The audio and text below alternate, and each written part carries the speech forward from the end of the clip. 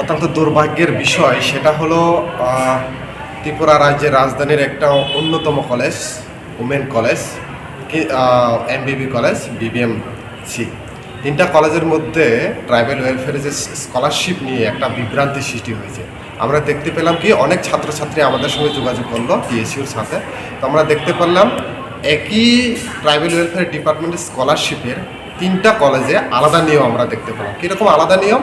আমরা জানি বিগত দিনেও যে কোনো ভাড়াটিয়া যদি কোনো এসটি স্টুডেন্ট থাকে স্কলারশিপের ক্ষেত্রে, তারা যদি 5 জন একসঙ্গে ভাড়া থাকে বা কোনো প্রাইভেট হোস্টেলে থেকে 5 জন থাকলে তাদের আলাদাভাবে হোস্টেলার দেওয়া হয়। কিন্তু দুর্ভাগ্যের বিষয় সেটা এমবিবি কলেজ বিবিএমসিতে অ্যাকসেপ্ট করলেও আমাদের অন্যতম ত্রিপুরা রাজ্যের স্বনামধন্য কলেজ উমেন কলেজে সেটা অ্যাকসেপ্ট করছে না। তো কেন করছে না সেই বিষয়ে আজকে আমরা এখানে জানার জন্য আসলাম। আমাদের সাথে ট্রাইবাল ওয়েলফেয়ারের পুরো নোটিশ রয়েছে, এখানে পুরোপুরিভাবে সম্পূর্ণভাবে লেখা আছে যে কোনো ছাত্রছাত্রী যদি 5 জন কোনো প্রাইভেট বা কোনো ঘর ভাড়া থাকে তাদের ডে স্কলার না, তারা হোস্টেলে লিখতে পারবে, কেননা তারা ঘর ভাড়া থাকছে, তার জন্য আলাদাভাবে খরচা যাচ্ছে।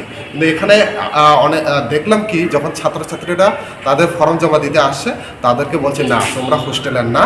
আর তাদের সঙ্গে নাকি অনেকজনের ছাত্রছাত্রীর সঙ্গে নাকি যে স্টাইপেন্ড সেকশনের যিনি রয়েছেন উনি অনেক সময় খারাপ ব্যবহারও করে থাকেন, খাতা ছুঁড়ে দেন, ফর্ম ছিঁড়ে দেন, না তোমাদেরকে অ্যাকসেপ্ট করা হবে না, তোমাদের এরকম করা হবে না। সেটা দুর্ভাগ্যের বিষয় যে এমন একটা মহাবিদ্যালয়ের উমেন কলেজের মতো কলেজে এরকম ঘটনাগুলি হচ্ছে।